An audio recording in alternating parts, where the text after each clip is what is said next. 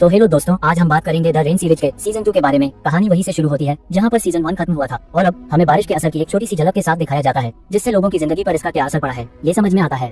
तभी एक military jeep तेज रफ्तार से निकलती है जिसमें साइमन और रासमस अपने पूरे ग्रुप के साथ मौजूद होते हैं। पैट्रिक गाड़ी चला रहा होता है लेकिन उनके पीछे एजेंडियों का एक ग्रुप लगा होता है। पैट्रिक अपनी बेहतरीन ड्राइविंग स्किल्स दिखाते हुए उनमें से कुछ को पीछे छोड़ने में कामयाब हो जाता है, लेकिन थोड़ी देर बाद जंगल से और भी लोग निकलकर उनका पीछा करने लगते हैं। थोड़ी देर बाद वे देश की बॉर्डर पर पहुंच जाते हैं और उन्हें लगता है कि अब वे सुरक्षित हैं, लेकिन तभी वहां पहले से ही कुछ लोग बंदूकों के साथ उनका इंतजार कर रहे होते हैं। जैसे ही वे रुकते हैं, अजनबी लोग उनके पास आते हैं और पूरे ग्रुप को पकड़ लेते हैं। उसी समय फ्रेडरिक वहां एक महिला ऑफिसर कीरा के साथ पहुंचता है। अब साइमन फ्रेडरिक से बहुत गुस्सा होती है और उस पर वायरस फैलाने और रासमस को मारने की कोशिश करने का आरोप लगाती है। तब फ्रेडरिक उसे शांत करने की कोशिश करता है और एक कागज देता है जिसमें उन जगहों के कोऑर्डिनेट्स लिखे होते हैं जहां वे रासमस को बचाने के लिए मदद पा सकते हैं। यहाँ अब फ्रेडरिक ने स्टेन के आदेश का उल्लंघन किया था, इसलिए कीरा उसे गोली मार देती है और उसकी मौत हो जाती है। तब रासमस ये देखकर गुस्से में आ जाता है और उसका शरीर बदलने लगता है। इस वजह से जो पुलिस अधिकारी उसे पकड़ कर रखा होता है वह वायरस से इन्फेक्टेड हो जाता है और उसका दम घुटने लगता है। और इसी मौके का फायदा उठाकर मार्टिन और पैट्रिक उन पर हमला कर देते हैं और उनके हथियार छीन लेते हैं। फिर वे वहां से तेजी से भाग जाते हैं, जबकि कीरा उन पर गोलियां चलाने की कोशिश करती है, लेकिन उन्हें एक भी गोली नहीं लगती है। इसके बाद ग्रुप जंगल के रास्ते से आगे बढ़ता है और मार्टिन सुझाव देता है कि वे कार से उतरकर पैदल भागें। अब वे धीरे धीरे सभी कार से बाहर निकल जाते हैं, सिर्फ मार्टिन को छोड़कर, जो चलते हुए गाड़ी से कूद जाता है, जिससे पीछा कर रहे अधिकारियों को यह बताने के लिए काफी है। बाद में पूरा ग्रुप जंगल के अंदर फिर से एकजुट हो जाता है और अपना सफर जारी रखता है। इसके बाद वे एक सुनसान पड़े मिलिट्री कैंप पर पहुंचते हैं और वहां से जरूरत का सामान इकट्ठा करने का फैसला करते हैं। कैंप के एक कमरे में साइमन रासमस के पास जाती है और उससे कहती है कि उन्हें साथ रहना होगा, पर रासमस बार बार यही कहता है कि वह किसी और को मारना नहीं चाहता और मर जाना चाहता है। तब ये सुनकर साइमन गुस्से में आकर उसे चुप रहने और खुद पर विश्वास रखने के लिए कहती है। साथ ही वह उसे भरोसा दिलाती है कि जल्द ही उन्हें उसकी मदद के लिए कोई मिल जाएगा। थोड़ा समय बिताने के बाद ग्रुप मिलकर आगे का प्लान बनाता है और फ्रेडरिक द्वारा दिए गए कोऑर्डिनेट्स को फॉलो करते हुए रोस्किल्डा की ओर बढ़ता है। एक दूरी तक नाव के जरिए सफर करने के बाद वे आखिरकार रोस्किल्डा पहुंचते हैं, जहां मार्टिन उन्हें रास्ता दिखाता है। बाद में जब जीन रुककर पेशाब करने जाता है तो उसे कुछ अजीब महसूस होता है और वह बाकी सबको बुला लेता है। तब ग्रुप एक बड़े पेड़ को देखता है जो वायरस से इन्फेक्टेड होता है, जिसे देखने पर वे वहां से दूर जाने का फैसला करते हैं। लेकिन तभी रासमस उस पेड़ की ओर खींचने लगता है और उसे छूने के लिए आगे बढ़ता है, पर साइमन सही समय पर वहां पहुंच जाती है और उसे वापस बुला लेती है। बाद में कोऑर्डिनेट्स को फॉलो करते हुए ग्रुप एक शहर में पहुंचता है जहां वे कुछ साइंटिस्ट को एक इन्फेक्टेड पेड़ को जलाने की कोशिश करते हुए पाते हैं। तब मार्टिन उनके पास जाकर पूछता है कि क्या वे उनकी कोई मदद कर सकते हैं, लेकिन फाई नाम की साइंटिस्ट साफ इनकार कर देती है और उन्हें वहां से जाने के लिए कहती है। इसके बाद दूसरा साइंटिस्ट एंडर्स उस पेड़ में आग लगा देता है, पर अचानक रासमस पर इसका असर होने लगता है और वह जमीन पर गिर जाता है। वह बाकी सभी से आग बुझाने के लिए कहता है। अगले सीन में वे वैज्ञानिक ग्रुप से बातचीत करते हैं और रासमस की सच्चाई के बारे में जानते हैं। वहाँ साइमन उन्हें अपने पिता के बारे में बताती है और यह सुनकर फाई और एंडर्स ग्रुप को अपने बेस पर ले जाने का फैसला करते हैं। कुछ ही देर बाद ग्रुप बेस पर पहुंचता है और अंदर जाने से पहले उनकी अच्छे से स्कैनिंग की जाती है। स्कैनिंग के दौरान एक और वैज्ञानिक जेकब को पता चलता है कि रासमस इन्फेक्टेड है। तब वह फाई से कहता है कि उसे लैब में ले जाया जाए, जबकि बाकी लोगों को आराम करने के लिए एक कमरे में भेज दिया जाता है। पर साइमन को यह बात परेशान कर देती है, इसलिए वह फाई के साथ लैब में चली जाती है जहां रासमस को बैठाया जाता है ताकि जेकब उसके टिश्यू और खून के सैंपल ले सके। इस बीच मार्टिन एंडर्स के साथ फैसिलिटी का दौरा करता है और एंडर्स उसे बताता है कि उन्होंने एलोन कंपनी को छोड़ दिया क्योंकि उन्हें एहसास हुआ कि वे असल में लोगों का इस्तेमाल करके उन्हें मार रहे थे।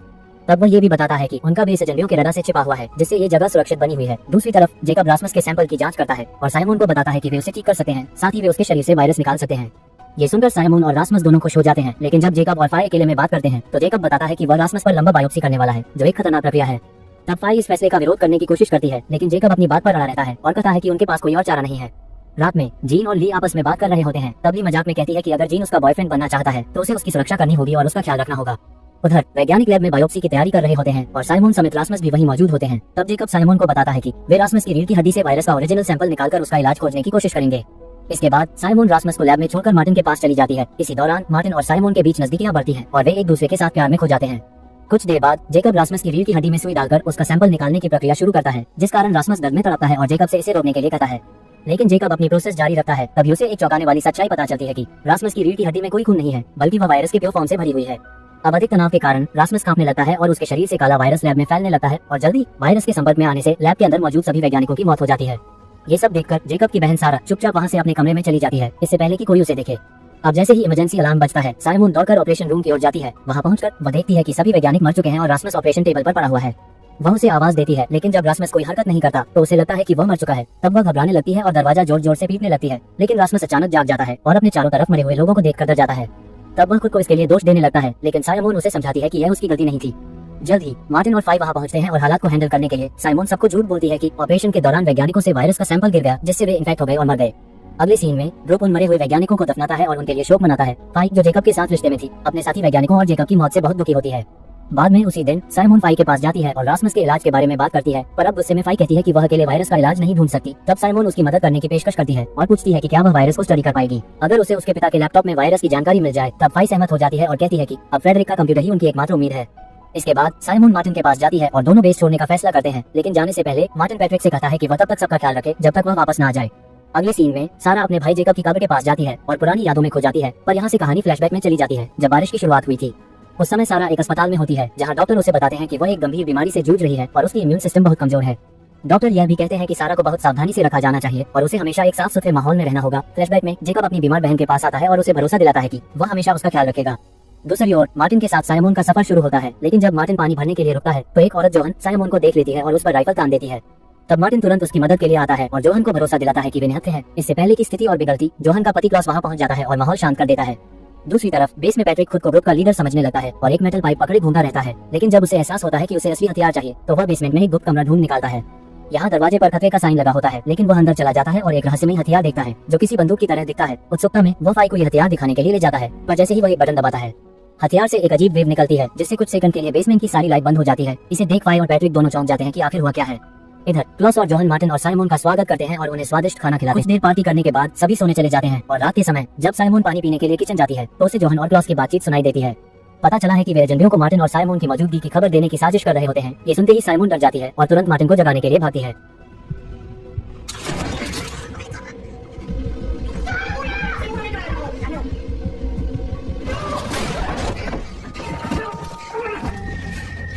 साइमन और मार्टिन के भागने के बाद फाई सारा से मिलने उसके स्टेरिलाइज्ड कमरे में जाती है और उसका हालचाल पूछती है, लेकिन एक बार फिर यहाँ से कहानी एक फ्लैशबैक में चली जाती है जहाँ दिखाया जाता है कि जहरीली बारिश के बाद सारा, उसके माता पिता और जेकब शहर छोड़ने की तैयारी कर रहे थे।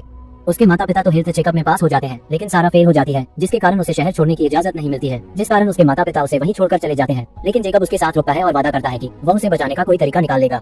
वापस प्रेजेंट में साइमन और मार्टिन उसके घर पहुंचते हैं, लेकिन देखते हैं कि वहाँ अजनबी पहरा दे रहे हैं। यहाँ मार्टिन सुझाव देता है कि साइमन घर के पिछले दरवाजे से अंदर जाए, जबकि वह गार्ड्स का ध्यान भटकाने वाला है। बाद में साइमन चुपके से घर में घुसती है और अपने पिता का लैपटॉप ढूंढने लगती है। उसकी अच्छी किस्मत से उसे लैपटॉप मिल जाता है, पर वह चेक करती है कि वह इसे खोल सकती है या नहीं। उधर मार्टिन अपोलो कंपनी के लोगों को भड़काने के लिए अपनी रिवॉल्वर निकालता है और गोली चला देता है और जल्द ही वह पकड़ा जाता है। इस बीच कीरा भी वहीं मौजूद होती है और दूर से स्नाइपर से साइमन को निशाना बना रही होती है, लेकिन जब वह ट्रिगर दबाने ही वाली होती है तो उसे अपनी माँ की पुरानी याद आ जाती है और वह रुक जाती है। वहीं मार्टिन अपनी पानी की बोतल में भरा शराब निकालता है और अपोलो कंपनी के एजेंटियों के पास जाकर एक सिगरेट मांगता है।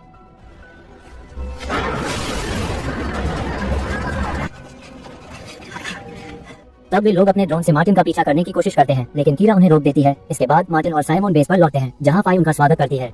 जल्द साइमन अपने पिता के लैपटॉप में वायरस से जुड़ी फाइल खोजने लगती है, जबकि पैट्रिक बेसमेंट में मिले एक अजीब डिवाइस को जांचने में लग जाता है।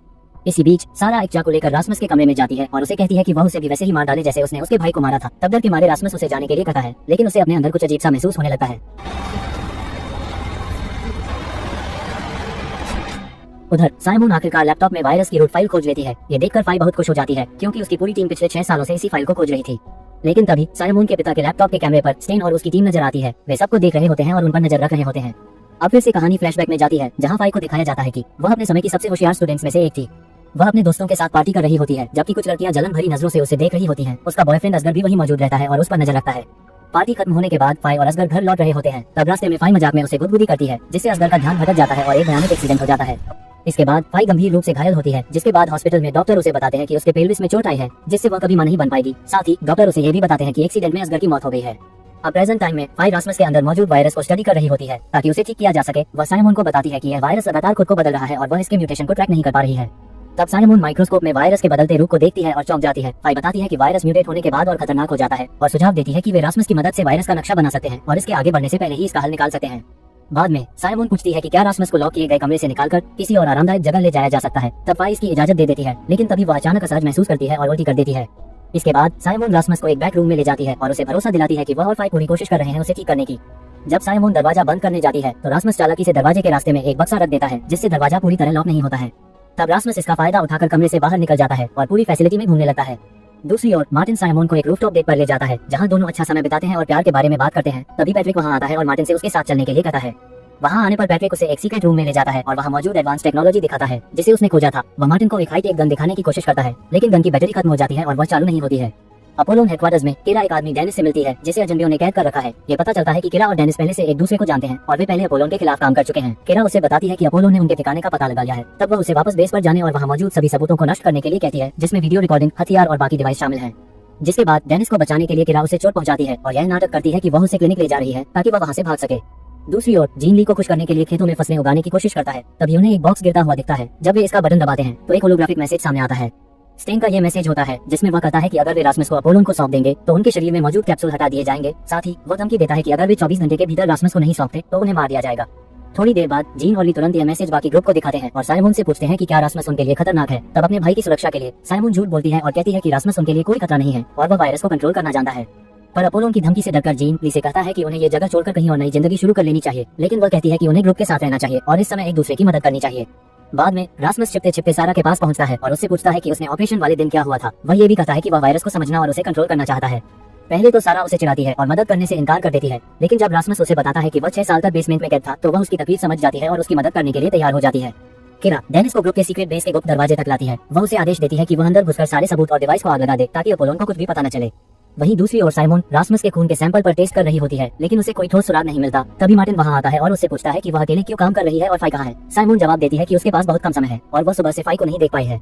पर दूसरी ओर फाई बाथरूम में होती है और खुश हो जाती है जब उसे पता चलता है कि वह प्रेग्नेंट है। पैट्रिक मार्टिन को एडवांस इलेक्ट्रोमैग्नेटिक गन दिखाता है जो उसे सीक्रेट रूम में मिली थी। जब वह उसकी बैटरी बदलने जाता है तो उसे पता नहीं होता कि डेनिस पहले ही वहां पहुंच चुका है जो वीडियो रिकॉर्डिंग सबूत और गन खोज रहा है। तब डेनिस वीडियो कार्ड्स बैग में डालता है और जाने की तैयारी करता है, लेकिन तभी पैट्रिक उसे देख लेता है। अब जल्द दोनों के बीच लड़ाई होती है जिसमें डेनिस गन को हथिया लेता है और बैटरी भी बदल लेता है। जैसे ही वह पैट्रिक पर गोली चलाने वाला होता है, पैट्रिक धातु के बैरियर के पीछे चला जाता है और एक हाई पिच आवाज वाला डिवाइस चालू कर देता है। अब तेज आवाज की वजह से डेनिस जमीन पर गिर जाता है और तड़पने लगता है। साथ ही पैट्रिक भी शोर के कारण बेहोश हो जाता है। बाद में फाई वापस लैब में आती है और साइमन से मदद मांगती है। तब वे रासमस के खून का सैंपल एक चूहे को इंजेक्ट करते हैं। पहले तो चूहा तड़पता है, लेकिन फिर वह भी रासमस की तरह वायरस छोड़ने लगता है। बाद में रासमस सारा को अपनी शक्तियां दिखाने के लिए यार्ड में चला जाता है। तभी जीन उसे देख लेता है और बाकी सभी को बुला लेता है। जल्द कुछ ही देर में पूरा ग्रुप वहां पहुंच जाता है और ये देखकर डर जाता है कि रासमस कितना खतरनाक हो चुका है। साथ ही वे साइमन से नाराज भी हो जाते हैं क्योंकि उसने रासमस के बारे में झूठ बोला था। रासमस के वायरस छोड़ने और वैज्ञानिकों की मौत का सच सामने आने के बाद सभी साइमन से नाराज हो जाते हैं कि उसने ये सच्चाई सबसे छुपाई थी। फाई सारा को वापस उसकी स्टेरिलाइज्ड रूम में ले जाती है और बाकी लोग भी वहां से चले जाते हैं। बाद में मार्टिन और फाई की बातचीत होती है जिसमें फाई बताती है कि वह रासमस को ठीक नहीं कर सकती। ये सुनकर मार्टिन फैसला करता है कि वे रासमस को अपोलोन के हवाले कर देंगे, पर अब ली दुखी हो जाती है और जीन से कहती है कि वह उसके साथ यहाँ से भागने के लिए तैयार है। बाद में जब साइमन अकेले लैब में फिर से रासमस के ब्लड सैंपल की जांच कर रही होती है, इस उम्मीद में कि उसे इलाज का कोई तरीका मिल जाएगा, तभी मार्टिन आता है और उसे लैब में बंद कर देता है ताकि वह रासमस को अपोलोन के हवाले करने की योजना को नाकाम न कर सके। उधर सारा रासमस को बताती है कि मार्टिन और बाकी लोग उसे अपोलोन को सौंपने वाले हैं, जिसे सुनकर वे दोनों बिना किसी को बताए जंगल में भाग जाते हैं। जब साइमन अपने भाई को ढूंढने के लिए जंगल में जाने लगती है तो मार्टिन भी उसके साथ जाने की जिद करता है। हालांकि साइमन उसे रोकने की कोशिश करती है, लेकिन मार्टिन और फाई उसके साथ इस सफर पर निकल पड़ते हैं। दूसरी तरफ पैट्रिक होश में आता है। वह एक क्रोबार का इस्तेमाल करके बैरियर को थोड़ा खोलता है और उसके नीचे से निकल जाता है। इसके बाद वह डेनिस का बैग चेक करता है और उसमें कई वीडियो कार्ड्स पाता है। उधर रासमस और सारा एक टूटी फूटी मेकअप स्टूडियो में पहुंचते हैं और थोड़ा मेकअप करने के बाद बाकिन के अम्यूजमेंट पार्क जाने का फैसला करते हैं, लेकिन तभी वे कुछ एजेंडियों को इलाके में गश्त लगाते हुए देखते हैं और छिप जाते हैं। उधर मार्टिन, फाई और साइमन भी एजेंडियों पर नजर रख रहे होते हैं और कुछ देर बाद रासमस और सारा स्टूडियो के पिछले दरवाजे से भागने में कामयाब हो जाते हैं। फाई को रास्ते में काले वायरस के निशान मिलते हैं जिससे उन्हें यकीन हो जाता है कि वे सही दिशा में जा रहे हैं। तब मार्टिन स्टूडियो के पिछले दरवाजे की जांच करने जाता है, लेकिन वहां क्लाउस उसे पकड़ लेता है और बंदूक तान देता है। वह धमकी देता है कि अगर वे रासमस को उसके हवाले नहीं करते तो वह उन्हें मारने वाला है।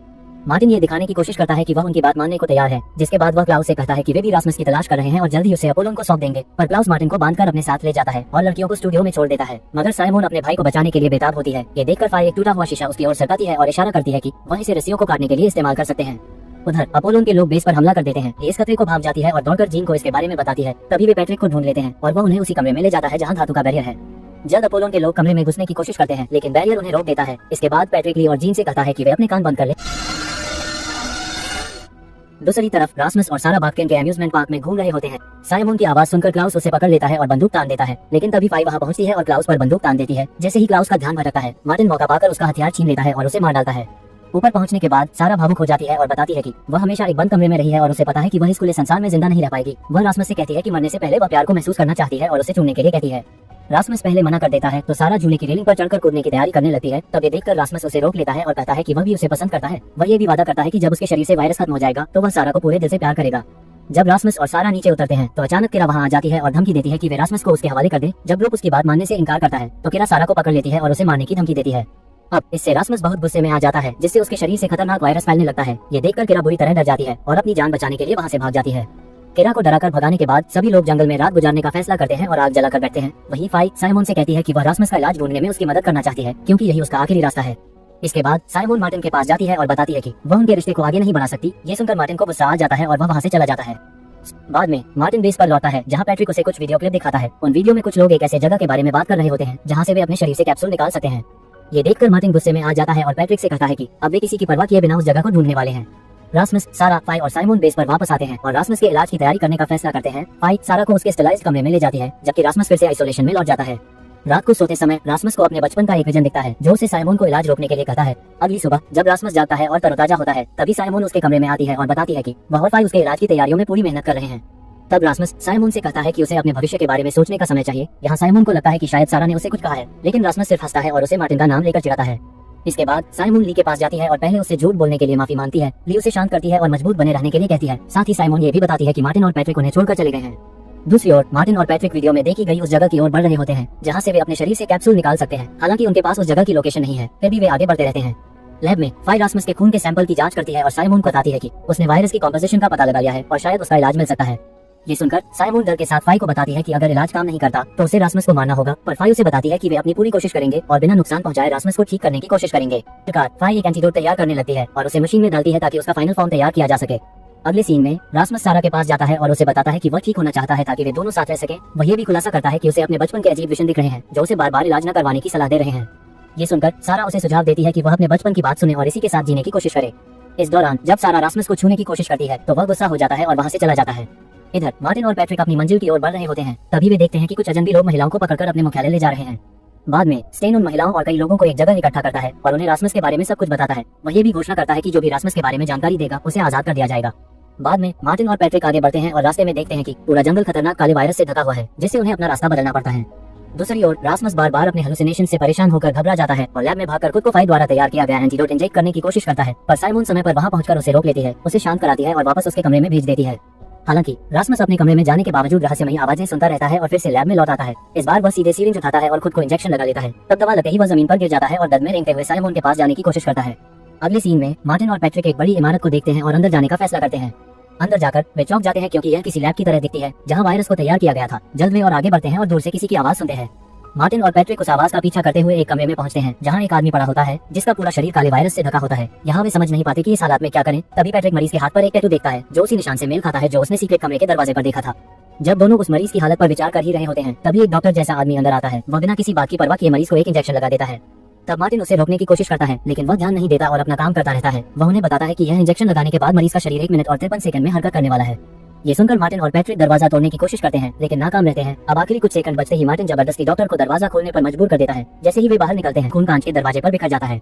अब इस भयानक सीन को देखकर पैट्रिक गुस्से में डॉक्टर के पास जाता है और उससे पूछता है कि वह क्या कर रहा था और डॉक्टर बताता है कि उसके सभी एक्सपेरिमेंट बेकार रहे हैं और अभी तक वायरस का कोई इलाज नहीं मिला है। बाद में वह मार्टिन से विनती करता है कि उसे गोली मारकर इस यातना से मुक्त कर दे। तब ये सुनकर मार्टिन और पैट्रिक डर जाते हैं और वहां से भाग जाते हैं, पर रास्ते में मार्टिन सोचता है कि उन्हें वापस बेस पर लौटकर सबको बताना चाहिए कि रासमस का इलाज करना कितना खतरनाक हो सकता है। उधर बेस पर रासमस की सर्जरी की सभी तैयारियां पूरी हो जाती हैं। तब साइमोन चालाकी से उसकी खाने में नींद की गोलियां मिला देती है और उसे खाने के लिए कहती है। अब इस मौके का फायदा उठाकर फाई और साइमोन उसका इलाज शुरू करने की तैयारी करती है, लेकिन तभी रासमस होश में आ जाता है और उन्हें रोकने की कोशिश करता है। जैसे ही फाई आगे बढ़कर उसे इंजेक्शन लगाने की कोशिश करती है रासमस बैग तोड़ देता है और काले वायरस को चारों ओर फैलाने लगता है। अब वायरस तेजी से साइमोन की ओर बढ़ने लगता है, जिसे देख साइमोन को बचाने के लिए ली लैब के अंदर चली जाती है और खुद को सैक्रिफाइस कर देती है। इस बीच साइमोन किसी तरह इंजेक्शन उठाकर रासमस को एंटीडोट लगा देती है। ली वायरस के संपर्क में आने के कारण वह तुरंत मर जाती है, जिससे जीन और बाकी सभी गहरे शोक में डूब जाते हैं। अब साइमोन भी पूरी तरह से टूट जाती है, जबकि जीन ली की काबे के सामने खड़ा होकर उसके लिए रोता है। दूसरी ओर मार्टिन और पैट्रिक बेस की ओर भागते हुए दिखाई देते हैं। रास्ते में पैट्रिक एक पेड़ की जड़ से ठोकर खाकर गिर जाता है और उसके घुटने में चोट लग जाती है। तब मार्टिन तुरंत उसकी मदद करता है और घाव पर पट्टी बांधता है। जैसे ही वे आगे बढ़ने का फैसला करते हैं अचानक एक ड्रोन उन्हें देख लेता है और वे एजेंडियों से घिर जाते हैं। दूसरी ओर साइमोन और फाई रासमस के कमरे में जाकर उसका हाल चाल पूछती है। जब रासमस ली के बारे में पूछता है तो फाई बताती है कि ली ने उसे बचाने के लिए खुद को सैक्रिफाइस कर दिया है। अब ये सुनते ही रासमस खुद को दोष देने लगता है और कमरे से बाहर चला जाता है ताकि अकेले रह सके। इसी बीच मार्टिन और पैट्रिक को स्टेन के पास लाया जाता है, जहाँ वे देखते हैं कि स्टेन एक सेना तैयार कर रहा है ताकि रासमस को ढूंढा जा सके। स्टेन उनसे कहता है कि रासमस को ठीक नहीं किया जा सकता, बल्कि उसका इरादा रासमस पर प्रयोग करके इंसानों को वायरस के कंपैटिबल बनाना है, क्योंकि उनके पास वायरस को रोकने का कोई तरीका नहीं है। इसके बाद स्टेन किरा को आदेश देता है कि वह मार्टिन और पैट्रिक को मार दे, जिसके बाद मार्टिन और पैट्रिक को जंगल में ले जाया जाता है। लेकिन किरा उन्हें मारने के बजाय एक प्रस्ताव देती है। वह उनसे कहती है कि वे बेस पर वापस जाएं और रासमस को उसके पास लाएं। किरा ये भी बताती है कि वह खुद अपोलोन के खिलाफ है और उसे रासमस की जरूरत है ताकि वायरस का इलाज ढूंढा जा सके। जब फाई रासमस के नए खून के सैंपल की जांच करती है और नतीजा पॉजिटिव आता है, पता चला कि रासमस अब वायरस से पूरी तरह मुक्त है और यह खबर सुनकर साइमोन खुशी से झूम उठती है और फाई को गले लगा लेती है। इसी दौरान अपोलोन द्वारा भेजी गई 2 महिलाएं जीन से मिलती हैं और उसे धमकाती हैं कि वह रासमस के बारे में बताए। अब सभी को हैरान करते हुए जीन खुद ही उन्हें रासमस का ठिकाना बताने के लिए राजी हो जाता है, क्योंकि वह ली की मौत का बदला लेना चाहता है। दूसरी तरफ रासमस और सारा एक दूसरे के साथ रोमांटिक समय बिता रहे होते हैं। तभी वे महिलाएं हमला कर देती हैं और उन्हें कैद कर लेती हैं। पर जब साइमोन को रासमस नहीं मिलता तो वह जीन से पूछताछ करने जाती है और गुस्से में जीन उसे बताता है कि रासमस को कुछ औरतें ले गई हैं। वे लोग रासमस और सारा को बेस के एग्जिट दरवाजे पर ले जाते हैं और दरवाजा खोलने को कहते हैं। तभी रासमस अचानक से झूठ मूठ का दौरा पड़ने का नाटक करता है, जिससे वे महिलाएं डरकर वहां से भाग जाती हैं। जल्द ही साइमोन और फाई उन्हें ढूंढ लेते हैं और सुरक्षित देखकर राहत महसूस करते हैं। शाम होते ही फाई साइमोन से कहती है कि वे अगली सुबह बेस छोड़ दें, क्योंकि अब उनके ठिकाने पर हमले की संभावना बढ़ गई है। उसी समय उनकी बिल्डिंग के ऊपर कई ड्रोन उड़ते हुए देखे जाते हैं। इस बीच किरा मार्टिन और पैट्रिक को बेस के सीक्रेट दरवाजे तक ले जाती है। तब वह पैट्रिक को बाहर निगरानी करने के लिए कहती है, जबकि वह खुद मार्टिन के साथ अंदर जाती है। अब जैसे ही वे बेस के अंदर पहुंचते हैं, जीन उन्हें देख लेता है और मार्टिन को रोक देता है। उसी समय जीन गुस्से में मार्टिन से कहता है कि रासमस ने ली को मारा था और उसे छोड़कर चले जाने की वजह से ये सब हुआ है। इसके बाद वह मार्टिन को धमकाता है कि अगर उसने रासमस को नहीं लाया तो वह अलार्म बटन दबाने वाला है। अब डरी हुई किरा मार्टिन से जीन की बात मानने और रासमस को लाने के लिए कहती है। अब जैसे ही मार्टिन बेस में आता है, साइमोन उसे देखकर बेहद खुश हो जाती है और दौड़कर गले लगा लेती है। वह मार्टिन से वादा करने को कहती है कि वह उसे कभी छोड़कर नहीं जाएगा। इसके बाद मार्टिन पूरे ग्रुप को कंट्रोल रूम के पास ले जाता है, जहाँ किरा जीन को शांत करने की कोशिश कर रही होती है। तब मार्टिन खुद जीन से बात करने की कोशिश करता है, लेकिन जैसे ही जीन रासमस को देखता है, वह अलार्म का बटन दबा देता है। अब तेज अलार्म की आवाज से सब लोग अपने कान बंद करने लगते हैं, पर किरा फौरन कुछ स्पीकर्स पर गोली चलाकर उनकी आवाज कम कर देती है। इसी दौरान जीन सीसीटीवी कैमरों से सब कुछ देख रहा होता है। तभी अचानक उसे एक स्क्रीन पर ली नजर आती है। यहाँ ली उसे इशारे से समझाने की कोशिश करती है कि वह ये पागलपन छोड़कर ग्रुप के साथ आ जाए, जिसे देखने पर जीन को अपनी गलती का एहसास होता है और वह तुरंत अलार्म बंद कर देता है। लेकिन ग्रुप के बाहर निकलने की कोशिश के दौरान अपोलन के हमलावर उन पर गोलियां चला देते हैं। जब किरा बहादुरी से हमलावरों को मार गिराती है, लेकिन तब तक बहुत देर हो चुकी होती है क्योंकि सारा के पेट में गोली लग जाती है। उसे देख रासमस घबराकर सारा के पास आता है और उसे संभालने की कोशिश करता है, पर दर्द से तड़पती हुई सारा उससे कहती है कि वह नहीं बचेगी और उसे आखिरी बार किस करने की गुजारिश करती है। अब जैसे ही रासमस उसे चूमता है, सारा मुस्कुराकर उसकी गोद में दम तोड़ देती है। लेकिन सारा की मौत के सदमे से रासमस के अंदर फिर से वायरस जाग उठता है। अब साइमोन हैरान रह जाती है जब वह देखती है कि रासमस का शरीर काला पड़ने लगा है और उससे वायरस निकल रहा है। इतना ही नहीं, जब अजंगियों का एक और झुंड रासमस की तरफ बढ़ता है तो वह उन सभी पर वायरस छोड़कर उन्हें तुरंत मार देता है। तब साइमोन उसे रोकने की कोशिश करती है, लेकिन गुस्से से पागल रासमस अब किसी की नहीं सुनता है। जल्द वह बेस से बाहर हर उस इंसान को मारता हुआ निकलता है जो उसके रास्ते में आता है। जल्द साइमोन पीछे से उसे रोकने की कोशिश करती है और उसे वापस आने के लिए कहती है, लेकिन रासमस उसकी बात नहीं मानता और आगे बढ़ता रहता है। अब साइमोन के पास कोई और रास्ता नहीं बचता, जिस कारण वह गन उठाती है और रासमस पर तान देती है। तब ये देखकर रासमस और भी ज्यादा गुस्से में आ जाता है। उसका शरीर काला पड़ने लगता है और वह वायरस छोड़ने लगता है। वह जैसे ही साइमोन की ओर बढ़ता है, तभी मार्टिन पीछे से उसका ध्यान भटकाने की कोशिश करता है। जैसे ही रासमस अपना वायरस मार्टिन की ओर छोड़ता है, साइमोन फौरन ट्रिगर दबाकर रासमस को गोली मार देती है। लेकिन अब सब हैरान रह जाते हैं क्योंकि गोली का रासमस पर कोई असर नहीं होता है। उसका घाव तुरंत भर जाता है और वह आगे बढ़ जाता है। इसी के साथ सीजन 2 का अंत एक बड़े ट्विस्ट के साथ होता है। रासमस अब स्टेन के पास पहुंचता है और दूसरी तरफ सारा अचानक जिंदा हो जाती है, लेकिन वह पहले जैसी नहीं दिखती है। वीडियो पसंद आए तो लाइक करें, एम करते हैं 1000 लाइक का, और चैनल को सब्सक्राइब। मिलते हैं अगले वीडियो में। Thank you.